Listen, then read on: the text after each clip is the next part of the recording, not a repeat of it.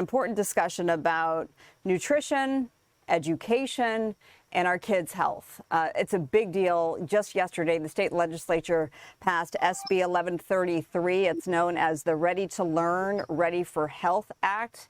And the author, State Senator Tony Strickland out of Huntington Beach, he joins me now here on the Fox Local Los Angeles stream. Let's welcome him in now. Senator, thanks so much for being with me and congratulations. Thanks so much for having me. I really, truly appreciate it. Well, let's get right to it. For those who are not familiar with your legislation, Ready to Learn, Ready for Health Act, what does it do? Well, I want to first say the End Chronic Disease organization sponsored this bill, and I really enjoyed working with them. But 40% of our school-age children have at least one chronic disease. And a lot of this is happening because people don't have the education that they need. I'll give you an example. It hits me personally at home. One of my best friends growing up, Sean Rogers, drank orange juice every single day and thought it was very healthy for him. And he ended up dying at age 50 from diabetes because of that unawareness that orange juice actually, over drinking orange juice, could actually be very harmful. We need to teach our young children stress management, nutrition, all the things like food literacy, sleep, how it's all intertwined in terms of a healthy lifestyle. And all this does, this bill says, we're going to all put all these things together so children can understand, school-age children can understand what it takes and what is good for you and what's bad for you in a holistic standpoint, because it is unacceptable that 40% of school-age children have at least one chronic disease. We can prevent this through education. That's the reason for this bill. What about the fact that this isn't mandatory, right? So this doesn't mandate curriculum to be updated. So how do you see this being integrated into the school system in California? Well, 93% of Californians support integrating all these aspects into education instead of separating them all out and individually, to come and have a holistic view, again, of stress management, sleep, nutrition. All those formulas need to come together. So we're encouraging our current curriculum to take advantage of this bill and to look at this bill to bring it about to our school-age children. And I do believe that those educators see what we all see.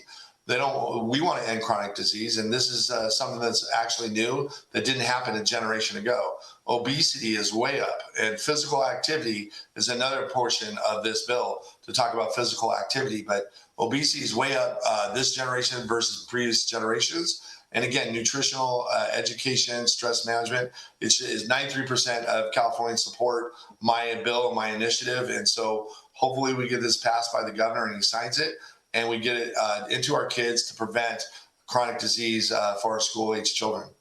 All right. We were just actually showing some images of Governor Gavin Newsom there, so that worked out well. Just because you mentioned him, it now goes to his desk to sign. You're confident he's going to sign it? I mean, he's a father. Well, I'm a father of two, and I know he's a father, and this bill flew through in a bipartisan way.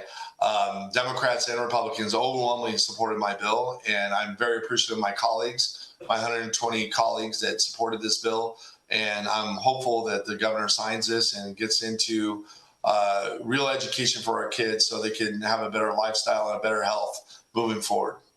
You mentioned that physical activity is a big portion of that. What does that look like? Well, to teach kids physical activity, again, for me, I played team sports my whole life, ever since I can remember. And PE was a big part of it, and going out and playing sports. I remember we used to play outside a lot. Like as a kid, we played outside until it was dark. A lot of the kids these days are on their devices and they need a little bit more exercise. So I think physical activity and PE is even more important for health, because the obesity rate has gone up dramatically in this last generation. And again, I think a lot of it, again, going back to my friend Sean Rogers, is education. Had my friend Sean knew that it's not good for you. It's good to drink orange juice once in a while, but it's not good for you to drink massive amount of sugar and have that over sugar intake, because that ended up him getting diabetes and ended up him dying at the age of 50. We want to prevent those kinds of things from happening to this current generation. That's why I introduced this bill. At 50, just way too young. I'm so sorry. And I miss him dearly to this day. I'm sure. Thank you for sharing that.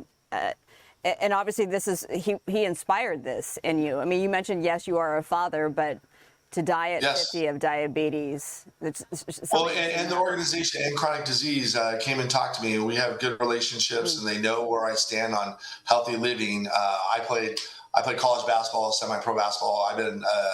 I believe I've had a healthy lifestyle, but a part of what you eat sometimes, and I'm guilty as well. I don't do as much physical activity as I used to. I need to get out there more. I need to deal. I'm in a stress management position.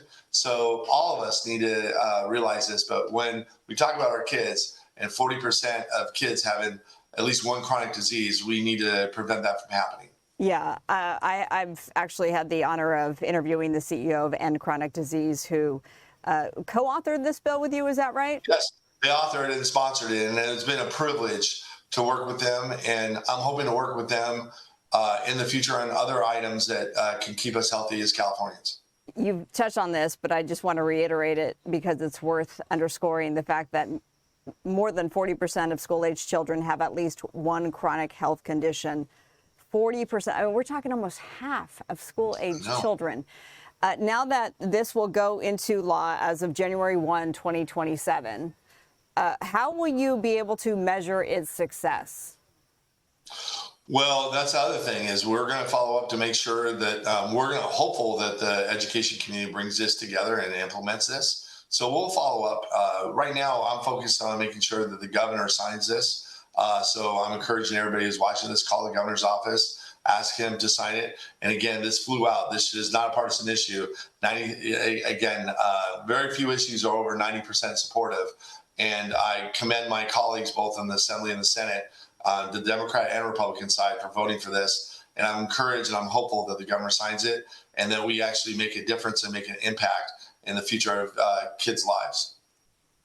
Let's just talk for a moment about the fact that it did have overwhelming bipartisan support. Why do you think that is?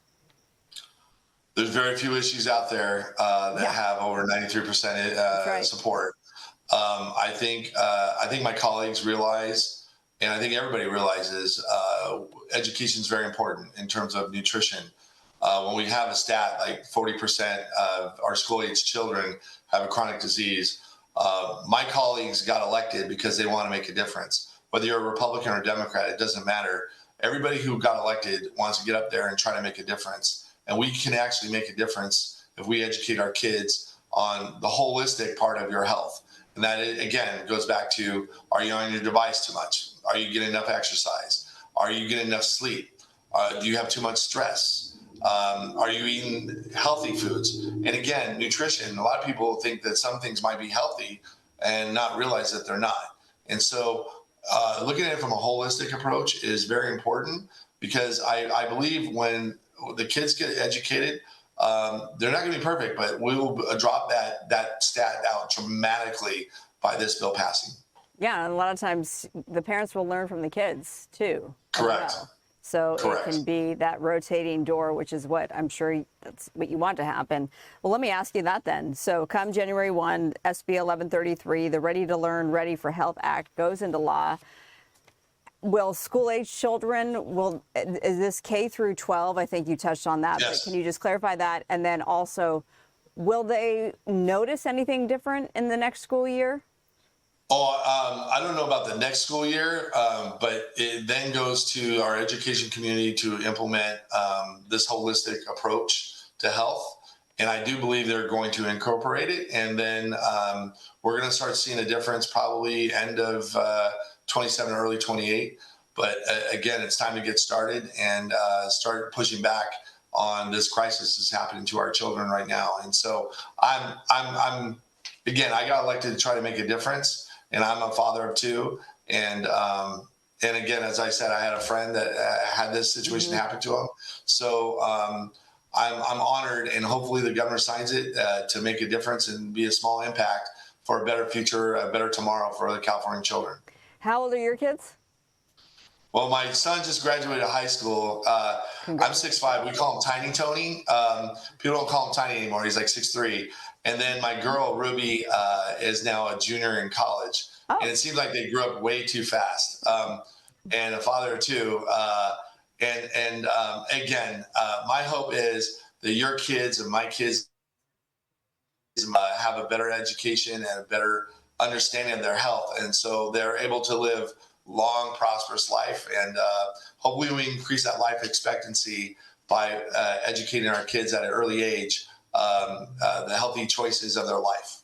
Absolutely. Tiny Tony, you said he's 6'3". You mentioned you played college ball. How tall are you? 6'5". You're 6'5". Yeah, you're a big one.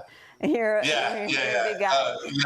But back when I played college ball, I was a lot thinner, so I need to get out there and get more exercise than I used to. It's hard to fit it all in. I'm about 50 pounds heavier than when I was in college, and I played semi-pro for the IBL, Los Angeles Lightning, and I played team sports and sports my whole life. It was part of my life. Yeah. People say I'm not well-rounded. I love sports and politics, probably in that order. But again, I want everybody else to have the understanding of stress management, sleep, and all those that combine for a healthy life. And if you have a healthy life, you have a higher life expectancy. That's right. Anything else you'd like to add before I let you go?